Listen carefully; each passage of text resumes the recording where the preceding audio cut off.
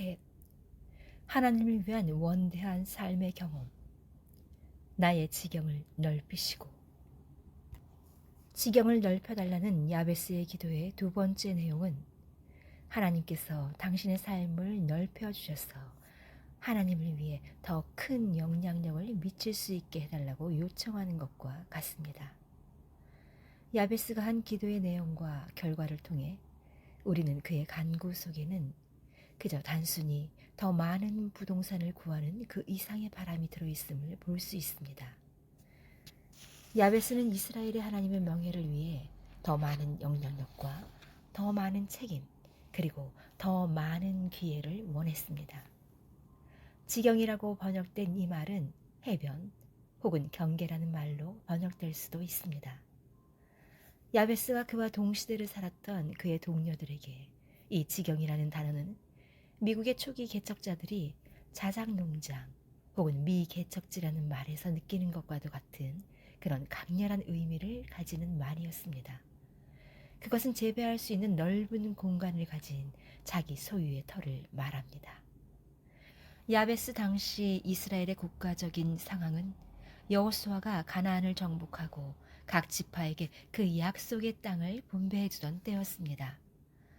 야베스는 그 당시의 상황을 보고 나는 이보다 더 많은 것을 위해 태어났음이 분명하다라는 결론을 내렸습니다. 그리고 나의 지경을 넓혀 주옵소서라고 하나님께 부르짖었습니다. 농부나 목자들이 했던 것처럼 그는 가족들이 남겨준 땅을 바라보며 그 경계를 눈으로 확인하고 경계를 표시하는 말뚝을 찾아보며 그 잠재력을 평가해 본 후 하나님, 제 관리 아래에 주신 모든 것을 취하시고 넓혀 주십시오 라는 기도를 하기로 결론을 내렸던 것입니다.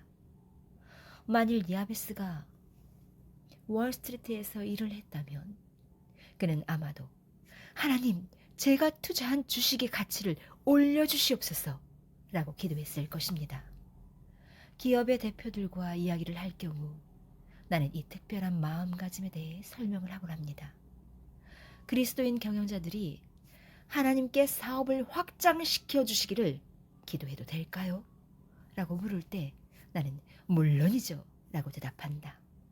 당신이 하나님의 방법을 따라 사업을 하기만 한다면 더 많은 것을 구하는 것은 당신의 권리일 뿐 아니라 하나님께서는 당신이 구하기를 기다리고 계시는 것입니다. 당신의 사업은 하나님께서 당신에게 맡겨주신 지경입니다. 하나님께서는 당신이 그것을 하나님의 영광을 위해 사람들과 사업계와 그리고 더 넓은 세상에 영향을 미칠 수 있는 소중한 기회로 받아들이기를 원하십니다. 하나님께 기쁨을 드리는 기회를 넓혀주시기를 간구하십시오. 자, 야베스에게 아내와 어머니가 있었다고 생각해 봅시다.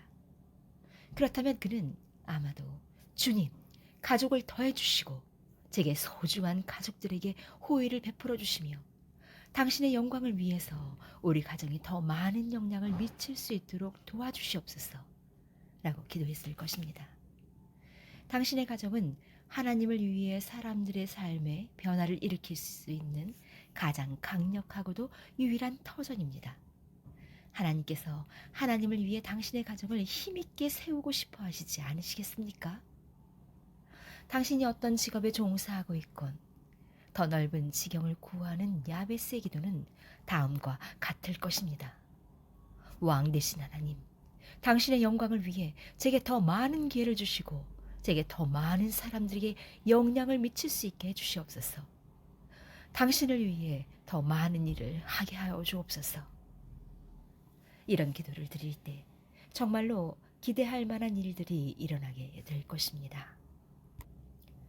경계선을 넘어서 몇 년 전 캘리포니아에 있는 한 기독교 대학에서 일주일 동안 강의를 하면서 나는 학생들에게 더 많은 복과 더 많은 영향력을 구하는 야베스의 기도를 하도록 도전했습니다. 2,000명으로 구성된 학생에 의해 학교의 명예에 걸맞는 사역 목표를 세워볼 곳을 제안했지요. 세계 지도를 보고 한 섬을 정하면 어떻겠는가? 그 섬을 정하고 나면 팀을 구성하고 비행기를 한 대 전세내서 하나님을 위해 그 섬을 취하러 가라. 이렇게 제안해 주었습니다. 어떤 학생들은 큰 소리로 웃었고 어떤 학생들은 혹시 내가 정신 나간 말을 하는 게 아닌가 싶어 의아해했지요. 그러나 대부분의 학생들은 듣고 있었습니다.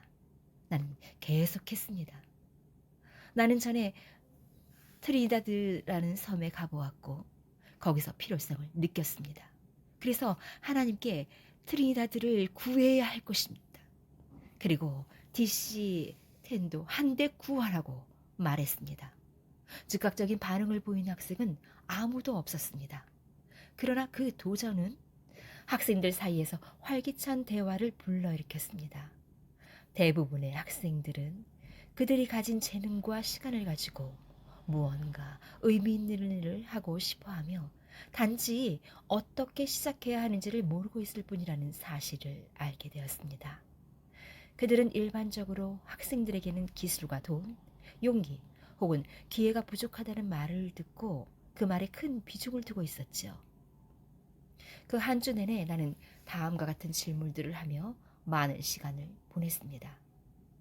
하늘의 하나님께서 당신을 끝없이 사랑하시고 당신이 매 순간 그분의 임재 속에서 살아가기를 원하신다면, 그리고 천국이 이곳보다 훨씬 더 좋은 곳이라는 것을 아신다면 하나님께서 당신을 이곳에 남겨두시는 그 이유가 무엇일까요? 이 질문에 대해 나는 내가 성경적이라고 이해하고 있는 대답을 해주었습니다. 그것은 그들이 하나님을 위해 지경을 넓히고 어쩌면 섬으로까지요. 하나님의 이름으로 사람들에게 영향을 미치게 되기를 원하시기 때문인 것입니다.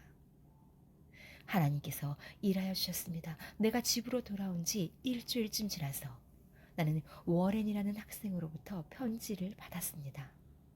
그는 친구 데이브와 함께 하나님의 능력에 도전하기로 결심하고 그들에게 복을 주시고 그들의 지경을 넓혀주시도록 기도하고 있다고 했습니다. 구체적으로 그들은 그 주말에 정치인들에게 전도할 기회를 주시도록 기도했습니다. 그리고 워렌의 승용차에 침낭을 던져놓고 둘은 수도의 문을 두드리기 위해 400마일을 여행했습니다. 그 편지는 다음과 같이 계속됩니다. 우리가 세클라멘토에서 돌아온 주일날 밤까지 다음과 같은 일들이 일어났습니다.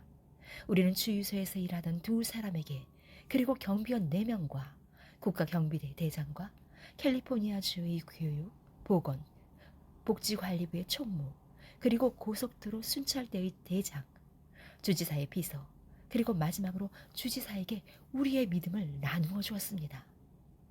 하나님께서 우리를 크게 하실 때 우리는 감사를 드리며 놀라지 않을 수 없었습니다. 당신의 도전에 다시 감사를 드립니다. 그것은 단지 시작에 불과했습니다. 그 후 몇 주 동안, 그리고 몇 달 동안 더 넓은 지경에 대한 꿈이 캠퍼스를 휩쓸었습니다.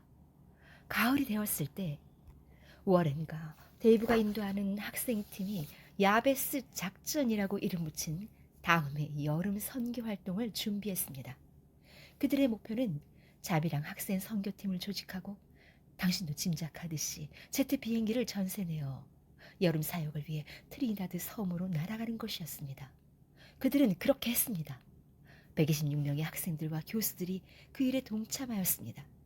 꽉 찬 제트 비행기가 로스앤젤레스를 이륙했을 때 야베스 작전팀은 이미 드라마와 건축, 여름 성경학교와 음악, 그리고 가정 방문 등의 사역을 위한 훈련을 받은 팀으로 준비되어 있었습니다. 그 대학의 학장은 야베스 작전을 학교 역사상 처음 벌어진 학생들에게 의한 가장 중요한 사역이라고 했습니다. 두 학생이 그들의 지경을 넓혀주시도록 하나님께 간구했고 하나님께서는 그렇게 하여 주셨습니다. 짧은 기도가 경계선을 다시 그려놓았고 수천 명의 사람들의 삶에 영향을 미쳤습니다. 이것을 제가 감당할 임무라고 생각합니다. 야베스의 요청은 혁신적인 것이었습니다. 하나님, 제게 복을 주세요 라고 간구하는 기도를 듣게 되는 일이 그리 평범하지 않은 것이나만큼, 하나님, 제가 더 많은 일을 하게 해주세요 라고 간구하는 기도도 흔하게 들을 수 있는 것은 아닙니다. 우리들 대부분은 이미 너무 많은 일에 쌓여 있다고 생각합니다. 그러나 믿음으로 더 많은 사역을 구할 때 놀라운 일들이 벌어집니다. 당신에게 일할 기회가 확장되면 당신의 능력과 자원은 초자연적으로 증대됩니다. 그리고 곧바로 당신의 기도를 기뻐하시는 하나님과 당신을 통해 원대한 일을 이루시고자 하는 그분의 절박함을 느끼게 될 것입니다. 사람들이 집으로 찾아올 것이고 당신 옆으로 와서 식사를 하게 될 것입니다. 그들은 자신들 스스로도 놀라게 될 일들에 대해 이야기를 시작할 것입니다. 자신들도 잘 알지 못하는 것들을 요청하면서 당신의 반응을 기다릴 것입니다. 나는 이런 일들을 야베스에게 지정된 것들이라고 부를 것입니다. 내가 처음으로 지경을 넓혀주시기를 기도했던 때를 기억하고 있습니다. 그것은 아주 이상한 곳, 터키 해안에서 떨어진 선상에서였습니다. 그때 나는 초대교회의 발자취를 따라 지중해 연안 지역을 전문적으로 안내하는 여행사를 찾아다니며 혼자 여행을 하고 있었지요. 시간적인 여유를 충분히 누리면서 선상에서의 아름다운 날들을 보내고 있었지만 시간이 지나면서 나는 조금씩 외로워지기 시작했습니다. 요한이 요한계시록을 썼던 그 반모섬에 정박하던 날 아침 나는 최악의 상태에 빠졌습니다. 안내문을 따라 섬을 돌아보는 대신 나는 항구에서 이어진 좁은 길을 따라 걸으며 주님, 저는 지금 너무 힘이 없고 그냥 집으로 가고 싶습니다. 그렇지만 주님의 종이 되고 싶습니다. 지금이라도 제 지경을 넓혀주시고 저를 필요로 하는 사람을 보내주시옵소서 라고 기도했습니다. 작은 광장에 들어서서 나는 노천 카페에 앉아 커피를 주문했습니다. 몇 분이 지난 후 뒤에서 누군가가 답사차 온 배를 타고 오셨지요? 라고 물었습니다. 나를 향해 다가오는 청년을 바라보며 그런데요, 당신은요? 라고 물었습니다. 그는 그 섬에 사는 미국인이라고 말하며 같이 앉아도 되는지를 물었습니다. 그의 이름은 테리라고 했습니다. 몇 분도 채 지나지 않아 그는 자신의 이야기를 쏟아놓았습니다. 결혼 생활이 깨어진 상태였고 아내는 그날 저녁까지 집을 나가겠다고 선포한 상황이었습니다. 그 순간에 내가 무슨 생각을 했는지 알 것입니다. 주님, 이 일은 제게 지정된 일이라 생각됩니다. 받아들이겠습니다. 아내가 떠나기를 바라시나요? 라고 묻자 그는 아니라고 대답했습니다. 몇 가지 아이디어가 있는데 들어보시겠습니까? 라고 물었습니다. 그가 그렇게 하겠다고 했을 때 나는 또 하나의 야베스의 경험을 하도록 주님께서 허락해 주신 일이라는 것을 알았습니다. 그리고 1시간가량 행복한 결혼 생활에 대한 몇 가지 중요한 성경적인 원리들을 말해 주었습니다. 그때까지 테리는 그런 이야기를 한 번도 들어보지 못했다고 했습니다. 내 이야기가 끝났을 때 테리는 자신의 결혼 생활을 되찾기 위해 그 새로운 통찰력들을 시험해보고 싶은 마음으로 조급해져서 벌떡 일어났습니다. 나는 잠깐만요, 테리 씨. 오늘 당신과 아내 사이에 어떤 일이 일어나게 될지를 정말 알고 싶어요. 어떤 일이 벌어지건 배가 떠나기 전에 저를 찾아와서 알려주세요. 그렇게 해주시겠지요? 라고 물었습니다. 테리는 그렇게 하겠다고 대답을 하고는 손을 흔들며 황급히 떠났습니다. 그날 저녁 사람들이 모두 배로 돌아왔습니다.